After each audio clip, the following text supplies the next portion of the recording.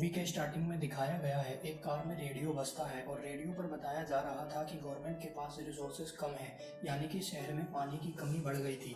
इसलिए बच्चों को और औरतों को जो मां बनने वाली है उन्हें मारने का कदम उठाना पड़ा, जिससे और पॉपुलेशन ना बढ़ सके। और फिर उस कार से एक आदमी उतरता हुआ दिखाया गया है जो बहुत लोगों को इस जगह पर लेकर आया था। इन लोगों में एक कपल था, मियाँ नाम की लड़की अपने हस्बैंड के साथ रह रही थी। ये सब लोग अब एक कंटेनर में बैठ जाते हैं और उन लोगों में से एक औरत अपने टैब पर खबर देखती है गवर्नमेंट यहाँ पर खाने और पानी की कमी के कारण बच्चों और औरतों को मार रही है। यह खबर देखकर मियाँ डर जाती है क्योंकि वो भी माँ बनने वाली थी। इसलिए मियाँ और उसका हस्बैंड जिसका नाम निकू है वो दोनों कंटेनर में बैठकर इस शहर को छोड़कर जा रहे थे। निकू मियाँ से बात करता है और साथ ही में एक चॉकलेट देता है और कहता है इस चॉकलेट को तुम जब खाना जब हम अपना सफ़र ख़त्म करेंगे और दूसरे मुल्क पहुंच जाएंगे जहां पर हम अपने बच्चे के साथ खुश रहेंगे।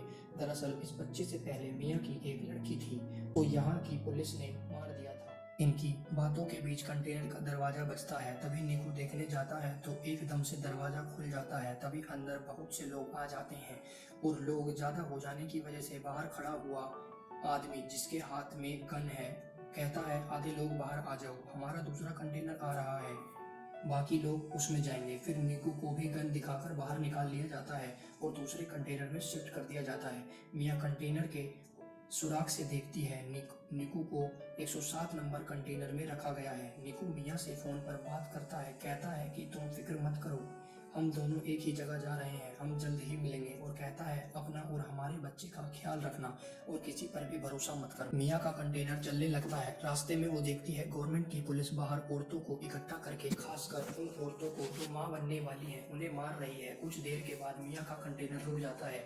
मियाँ सुराग से देखती है कुछ ऑफिसर्स ने कंटेनर को चेकिंग के लिए रोक लिया है। अब कंटेनर को खोलकर जब चेक किया जाता है तो वो पूरा खाली मिलता है।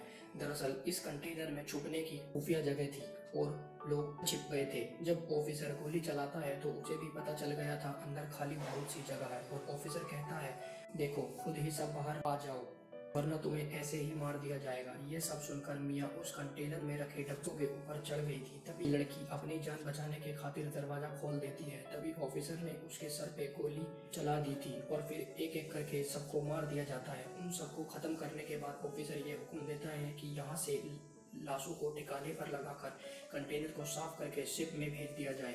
ऑफिसर के आदमी ऐसा ही करते हैं। मियाँ जो की साइड छुपी हुई थी अब वो नीचे आती है और नीकू को फ़ोन लगाने की कोशिश करती है, लेकिन नीकू का फ़ोन बंद जा रहा था। इससे मियाँ बहुत ज़्यादा परेशान हो जाती है और फिर मियाँ उन मरे हुए लोगों के सामान देखने लगती है जो कंटेनर में थे। उसे एक बैग से ड्रिल मशीन, चाकू और लाइट मिलती है और भी बहुत सी चीजें मिलती हैं। और फिर मियाँ का कंटेनर शिप में रखवा दिया जाता है। रात भी बहुत हो गई थी। तभी समुद्र में तूफान आ गया था। उस तूफान की वजह से मियाँ का कंटेनर जोर जोर से हिलने लगता है। मियाँ मदद के लिए जोर जोर से चिल्लाती है, लेकिन यहाँ पर उसकी आवाज सुनने वाला कोई भी नहीं था। कंटेनर अब और भी ज्यादा तेज हिलने लगा था, जिस वजह से मियाँ का सर एक बॉक्स पर जाकर लगता है और वो बेहोश हो गई थी। अब जब सुबह होती है और मियाँ को होश आता है तो वो देखती है उसका कंटेनर बाकी कंटेनर की तरह समुद्र में डूब रहा है। और वो निकू को भी कॉल करने की कोशिश करती है मगर उसका फ़ोन भी डेड हो चुका था और पास ही से उसे बहुत से लोगों की आवाज़ आ रही थी जो कंटेनर में बंद लोगों की आवाज़ थी। सब मदद के लिए चिल्ला रहे थे। और तब मियाँ कंटेनर के सुराग से बाहर देखती है कि 107 वाला कंटेनर पानी में डूब रहा है जिसमें नीकू था। अपने हस्बैंड की ऐसे मौत देखकर वो बहुत टूट चुकी थी और वो सोचती है कि अगर नीकू ही जिंदा नहीं रहा तो मैं जिंदा रहकर क्या करूंगी। और इसलिए वो खुद को भी मारने की कोशिश करती है कि तभी उसे अपने बच्चे का एहसास होता है और वो अपने बच्चे के बारे में सोचने लगी थी, इसलिए मरने का इरादा बदल चुकी थी। यह सोचकर बहुत खुश हो रही थी कि उसका और निकू का इस दुनिया में बच्चा आने वाला है। यही सोचते सोचते वो सो जाती है और जब वो सुबह को उठती है देखती है कि उसके कंटेनर में पानी भरने लगा था और वो डूब रही होती है। पानी से निकलने की कोशिश करती है मगर नहीं निकल पाती। तभी उसकी आंख खुल गई थी। इसका मतलब ये सब सिर्फ उसका सपना था। और वो कंटेनर में रखे बॉक्सेस को देखती है जिसमें उसे प्लास्टिक के डब्बे मिले थे। वो उन प्लास्टिक का इस्तेमाल करके सबसे पहले वो कंटेनर के सुराखों को बंद करती है जिसमें से पानी आ रहा था कि वहाँ से मिले और भी सामानों का इस्तेमाल कर उस कंटेनर को अपने रहने लायक बनाती है। अगले दिन मियाँ का फ़ोन बजता है जो कि निकू का था। वो उसे बताता है कि उसे 107 नंबर वाले डब्बे से निकाल लिया गया था। तुम फिक्र नहीं करो मियाँ, मैं जिंदा हूँ। और फिर मियाँ उसे अपने बारे में बताती है। कहती है, निकू मैं कंटेनर में फंसी हुई हूँ जो समुद्र के बीचों बीच है। निकू फ़ोन पर कहता है, तुम फिक्र मत करो, मैं तुम्हें ढूंढ लूँगा, बस तुम अपना और बच्चे का ख्याल रखना। हम पहले ही गवर्नमेंट की वजह से अपनी बेटी को खो चुके हैं। मियाँ निकू से बात कर कर थोड़ा सुकून में आ गई थी कि वो जिंदा है। अब वो कंटेनर में लोगों का बचा हुआ खाना तलाश करती है और उसे बहुत संभाल कर इस्तेमाल कर रही थी। एक रात फिर से समुद्र में तूफान आ जाता है। मियाँ बहुत ज़्यादा घबरा गई थी। तभी उसे दर्द महसूस होता है और उसका बच्चा कंटेनर में पानी के अंदर ही पैदा हो गया था। उसने इस तकलीफ को बिल्कुल अकेले ही बर्दाश्त किया था। मियाँ के यहाँ बेटी हुई थी जिसे देखकर वो बहुत खुश होती है और उसने उसे गले लगा लिया था और वो अपनी बेटी का बहुत ख्याल रखती है। और धीरे धीरे वो भी ठीक हो गई थी। अब उसके पास पड़ा खाना भी खत्म होने लगा था।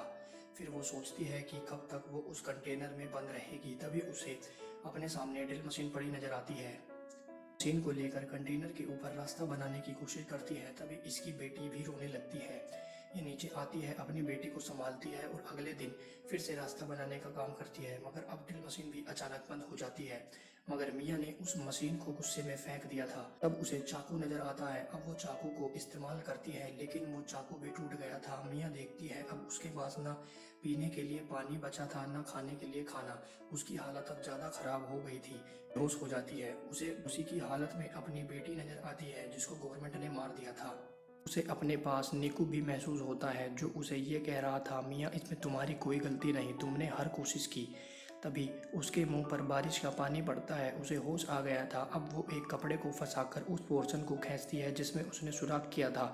मियाँ की मेहनत रंग ले आई थी। रास्ता खुल जाता है। पहले तो वो उन डब्बों में पीने का पानी को जमा करती है और फिर जब वो बाहर आती है देखती है कि उसका कंटेनर समुद्र के बीचों बीच था, जहाँ उसे कोई नज़र नहीं आ रहा था।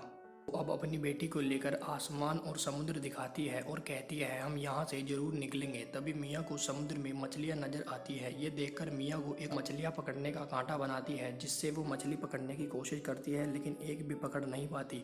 वो बहुत थक चुकी थी और ऊपर ही लेट जाती है। तभी उसे आसमान में एक एरोप्लेन नजर आता है। तभी मियाँ अंदर कंटेनर में जाकर शीशा लेकर आती है जिससे वो रिफ्लेक्शन से एरोप्लेन को अपनी तरफ बुला सके। मगर जल्दी जल्दी के चक्कर में उसकी टांग पर चोट लग गई थी, लेकिन फिर भी वो हिम्मत नहीं हारती। शीशे के टुकड़े को लेकर प्लेन की तरफ रिफ्लेक्शन करती है, मगर प्लेन जा चुका था। वो मायूस होकर नीचे आ जाती है। फिर अपने जख्म को सिलकर उस पर पट्टी बांध लेती है। साथ ही उसे अपने पास बहुत सारे ईयरफोन पड़े मिलते हैं और वो सारी रात जागकर ईयरफोन का इस्तेमाल करके एक जाल बनाती है। अगली सुबह वो उस जाल से मछलियाँ पकड़कर अपने पेट भरती है। वो कई दिन तक ऐसे ही करती, मछलियाँ पकड़ती और पेट भरती। उसने अपने पास प्लास्टिक के डब्बों में भी मछलियाँ पकड़कर रख ली थी। वो रोज़ाना अपना नंबर लिखकर प्लास्टिक के डब्बों में बंद कर कर बहा दिया करती थी ताकि कोई तो उसकी मदद के लिए आए। एक रात मियाँ को निकू का फ़ोन आता है। कहता है, मियाँ मुझे माफ़ कर दो, मैं तुम्हें बचाने नहीं आ सका। हमारे कंटेनर को पुलिस ने पकड़ लिया है और मुझे गोली लगी है। मियाँ कहती है, निकू हमारे बेटी हुई है जो बिल्कुल तुम्हारे जैसी है। वो इसे अपनी बेटी की आवाज़ भी सुनाती है कि तभी उसका फ़ोन बंद हो गया था और वो बहुत रोती है और उस कंटेनर के ऊपर ही सो गई थी। ऐसे ही उसे कंटेनर में रहते 32 दिन गुजर जाते हैं। कंटेनर में जितना भी सामान था सब मियाँ ने इस्तेमाल कर लिया था जो जो उसके काम आ सकता था। अब वो कंटेनर के ऊपर डब्बों का इस्तेमाल करके एक छोटी सी कश्ती बनाती है जिसमें उसने अपनी बेटी को लिटा दिया था और मछलियाँ इकट्ठी करती है कि जब भी उसे एक परिंदा नज़र आता है जिसे देखकर वो सोचती है ज़रूर आसपास कहीं खुशकी होगी। थोड़ी देर में रात भी हो जाती है। यहाँ के कंटेनर में पानी भरने लगा था। बेटी की तस्वीर कंटेनर में गिर गई थी। जब मियाँ उस तस्वीर को लेने जाती है तभी उसका पैर एक रस्सी में फंस जाता है। तभी उसकी बेटी की छोटी सी कश्ती पानी में बह गई थी। मियाँ अपने पाँव को जैसे तैसे छुड़वाकर बाहर आती है, मगर उसे अपनी बेटी कहीं नजर नहीं आती। वो उसे पागलों की तरह यहाँ वहाँ ढूंढ रही थी, मगर उसे वो कहीं नहीं मिलती। दूसरी तरफ मियाँ की बेटी के पास एक बहुत बड़ी व्हेल आती है जो उस पर पानी गिराती है। मियाँ की बेटी रोने लगती है। तभी उसकी आवाज़ सुनकर मियाँ उसके पास तैरकर पहुँचती है और उससे कहती है, मैं सिर्फ तुम्हारी वजह से जिंदा हूँ, असल में तो तुमने मुझे बचाया है। इतना कहकर मियाँ उसी कश्ती का सहारा लेकर सो जाती है। जब सुबह होती है और मियाँ की आँख खुलती है तब वो डब्बा खोलकर एक मछली खाती अपनी बेटी को देखकर कहती है, हमने वो सब किया जो हम कर सकते थे, असल में तुमने मेरी जान बचाई है। तभी मियाँ आसमान पर कुछ परिंदे देखती है तो वो उनके लिए कुछ मछलियाँ फेंकती है। उस इर्द गिर्द बहुत सारे परिंदे जमा हो गए थे। जब भी दूर एक बोट में एक लड़की की नज़र परिंदों पर पड़ी थी, तब वो अपने डैड को अपनी बोट वहाँ ले जाने को कहती है। जब ये उधर आते हैं तब उन्हें मियाँ की बेटी मिलती है। वो लड़की उस कश्ती को देखकर सोचती है कि आखिर इतना प्यारा बच्चा वो भी पानी में किसी ने कैसे छोड़ दिया। तभी उन्हें मियाँ की बेटी की कश्ती के साथ एक रस्सी बंधी हुई मिलती है। जब वो उस रस्सी को खींचते हैं जिसमें से मियाँ बाहर आती है, उसने दरअसल उस रस्सी को अपनी कलाई से बांध लिया था। वो मियाँ को ऊपर खींचते हैं और वो लड़की उसकी जान बचाने की कोशिश करती है क्योंकि मियाँ बेहोश हो चुकी थी। वो लड़की मियाँ को किसी तरह होश में लाने की कोशिश करती है, मगर मियाँ का सांस पानी में रहने की वजह से बंद हो चुका था। जब मियाँ अपनी बेटी की रोने की आवाज़ सुनती है तो उसे होश आ गया था। वो उनसे पूछती है कि मेरी बेटी कहाँ पर है। वो लड़की उसकी बेटी को उसकी गोद में रख देती है। बोट में लड़की के डैड मेडिकल मदद बुला रहे थे। मियाँ सबको देखकर बहुत खुश थी कि इन लोगों ने मेरी और मेरी बेटी की जान को बचा लिया। वो अपनी नई जिंदगी के बारे में सोचकर रोने लगती है। मियाँ ने बहुत सी मुसीबतों का सामना किया था, आखिरकार उसने अपनी और अपनी बेटी की जान को बचा लिया। माँ बनने की ताकत ने उससे हर वो काम करवाया जिसके बारे में उसने सोचा भी नहीं था। उसने बहादुर बनकर कंटेनर में बहुत से दिन गुजारे। मियाँ की इसी बहादुरी को दिखाते हुए इस फिल्म की कहानी भी यहीं पर खत्म हो जाती है।